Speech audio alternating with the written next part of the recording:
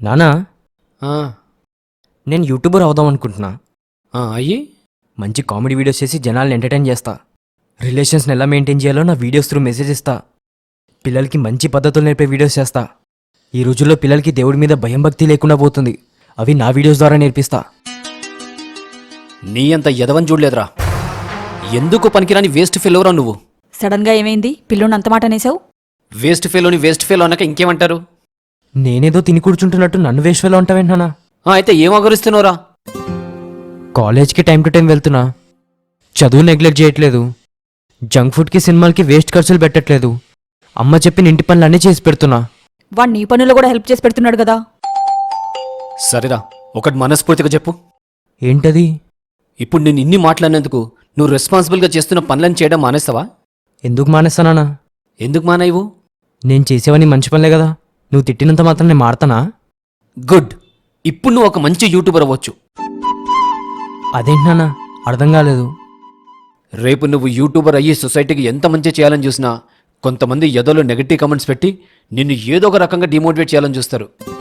Day టైంలో tortures వెతికినా కూడా వల్గారిటీ దొరకని వీడియోస్ చేసినా సరే అర్థం లేని అడ్డమైన కమెంట్స్ పెట్టి బాధ పెడతారు. నీ వ్యూవర్స్లో కొంతమంది ఎలా ఉంటారో తెలుసా?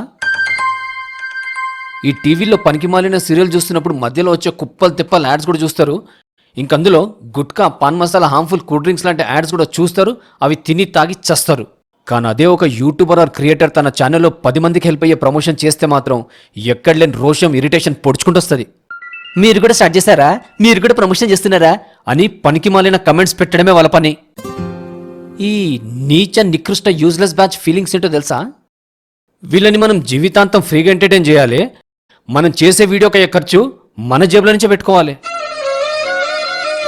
సో రేపు నీకు అలాంటి కమెంట్స్ పెట్టినంత మాత్రాన నువ్వు వీడియోస్ చేయడం మానేస్తావా? లేదు నాన్న, నేను చేసే ప్రయత్నం మంచిదని తెలిసినప్పుడు ఎందుకు మానేస్తా? సొసైటీకి మంచి మెసేజ్ ఇవ్వడానికి ఎంత దూరమైనా వెళ్తా, ఏమైనా చేస్తా. నాకు కావాల్సింది కూడా అదే. ఇప్పుడు నువ్వు యూట్యూబర్ అవ్వచ్చు. ఒక మంచి క్రియేటర్కి ఉండాల్సిన అన్ని లక్షణాలు నీలో ఉన్నాయి. ఫైనలీ ఒక ఇంపార్టెంట్ మాట గుర్తుపెట్టుకో. నువ్వు 10 మంది మంచి కోరి చేయబోతున్న వీడియోస్ కదా, ఒక ఏనుగులాగా ముందుకు పోతూ ఉండు. నెగటివ్ కమెంట్స్ చేసే వాళ్ళందరూ కుక్కలు. నీ వెనకాల మురుగుతూనే ఉంటాయి. ఫీల్ అవ్వకు. వెనకాల మురిగేవి కదా, ఎప్పటికీ వెనకాలే ఉండిపోతాయి.